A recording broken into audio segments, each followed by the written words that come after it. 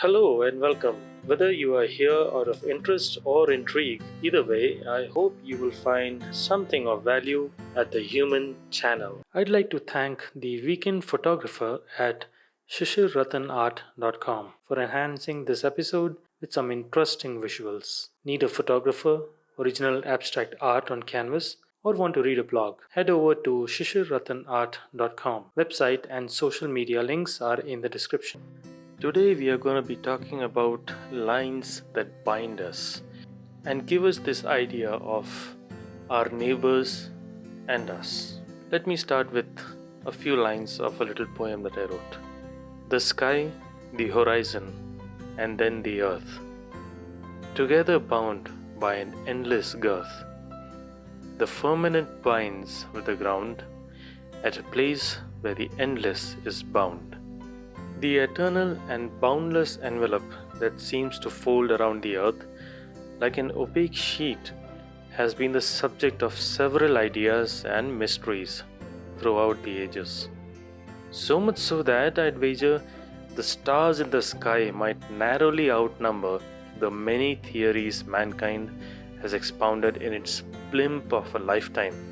Such is the intriguing pull of the night sky that humans even built ships to penetrate its spines and have left a mark on the Earth's celestial companion, the Moon, a feat that is in no way small by any conservative measure.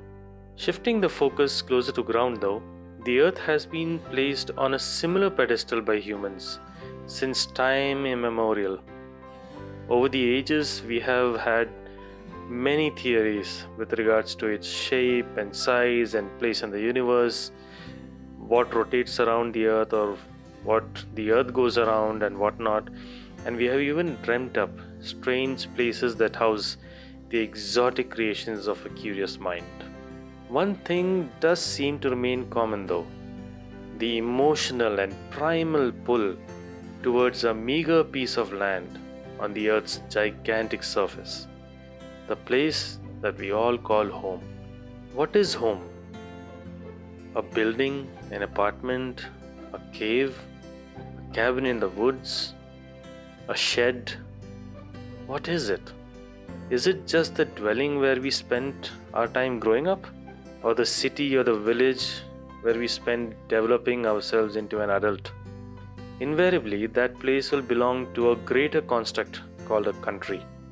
A rather large blob of land, demarcated only in the figments of our imagination and manifested on temporary mediums such as maps and other such devices of our making.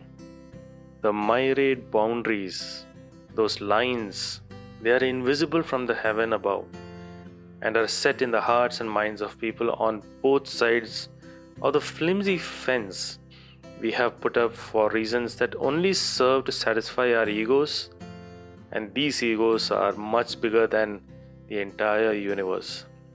These borders delineate our notions of us and them as clearly as the fact that the sun rises and then sets. True, it does create such a feeling, but the question we must ask is why? If such walls served any definitive purpose, then human want, need, and its accompanying greed has ensured that even such borders fall under their weight by the very people who toiled to build them. Trade and its companion, migration, have shown us that how feeble such efforts really are. Humans have migrated over the earth from one place to the other for several reasons for several centuries, so much so that today's average human carries genes not from a single line of ancestry, but from a mad mesh of human evolution and breeding. We are mixed at the very core that makes us, us. Even then, we still hold on to the relics of our survival instincts in various ways, but the most predominant one is the notion of belonging to a particular piece of land on this planet that we may identify or call as our own country. Almost every single country has certain factors that distinguish it not just from its neighbors but any other country in the world. There are, however, factors that one must think about that also makes one country similar to another. For an example, think about the history of some of the countries and you'll realize, as clear as day, that if it wasn't for migration, then that particular country today would have a very different history, a very different demographic, very different culture, tradition, what have you. The bottom line here is that while we revel in the factors that differentiate one country from another, at the very core, it is still a mass of individuals, human beings, people like you and me, who identify themselves as under one common banner, one flag, one name, a multitude that has pledged alliance to similar beliefs and value systems that may not be in congruence with any other country. And yet, it is still just that, a mass of people, humans, who have chosen to bind themselves behind self-imposed borders and demarcations on the surface of the earth. These borders are lines so enormous that no human being can see the end of it or the full length of it. But then it is also so insignificant that it is invisible in the grand scheme of things on a planetary scale.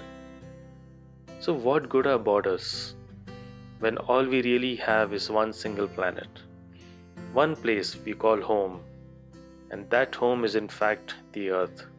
Well then, I hope you found something of interest in today's podcast, and if you did, please do share for more and share the channel among like-minded people. The Human Channel signing off.